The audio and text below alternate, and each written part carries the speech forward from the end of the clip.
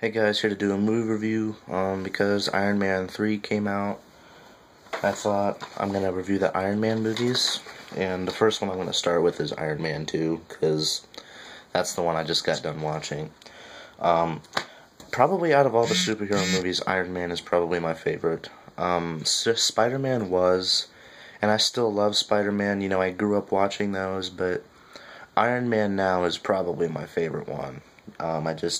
I don't know if it's Jon Favreau's directing style or if it's just the character.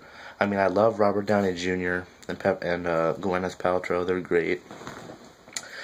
Iron Man is the only movie series that I have seen all of them in the theater, and I'm going to continue that tradition by seeing 3 here soon.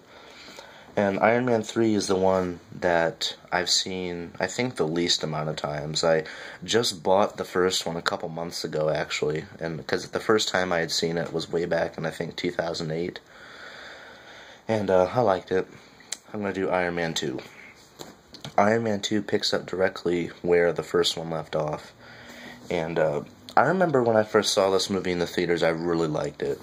And I watched it now, and Iron Man 2 has a very cheesy opening. I mean, like, we have Mickey Rourke's notorious Russian accent thing, and he has this, like, god-awful scream as, like, his friend dies.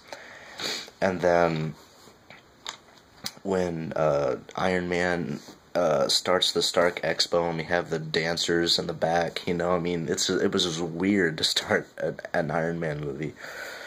But pretty much Iron Man 2 is just a whole bunch of mindless action. The first one was more of a story.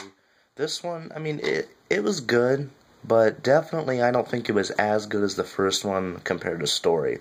Action-wise, it is better. It has a lot more stuff to it. And I'm sure Iron Man 3, I guess, is supposed to be the best out of the 2, or the 3, so I'm guessing they combined the elements of 1 and 2. But the basis of this movie is that Mickey Rourke's character wants to avenge his father, because I guess Tony Stark's father fucked him over, and he creates another suit, and his name is Whiplash, although they never call him Whiplash in the movie. And it's basically just a revenge story, and they end up capturing him, and there's this rival weapons company that wants to get back at Tony Stark, so they hire this Ivan Vanko to create these drones, and Ivan uses that opportunity to get back at Tony Stark for himself. And it's also, this movie, really all the superhero movies, starting with Iron Man 2, Incredible Hulk, Thor, Captain America, those were really, I think, just build-up movies for the Avengers. Because, I mean, this movie directly indicates that he's going to be hired for the Avengers. I mean, because we had Nick Fury's in this one. And Tony Stark, I think, was at the end of the Incredible Hulk, and he was talking to Bruce Banner, and he was saying how he is assembling a team, something like that.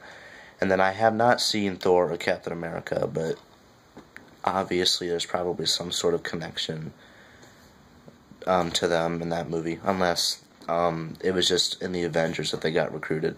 I've only seen the Avengers one time, and honestly, when I first saw it, I didn't really care for it that much.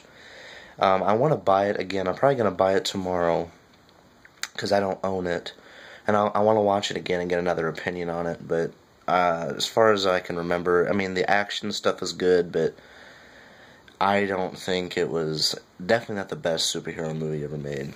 But I've heard a few people say that Iron Man 3 was better than the Avengers, and I'm excited to see Iron Man 3, and I'll probably see it with my friend again.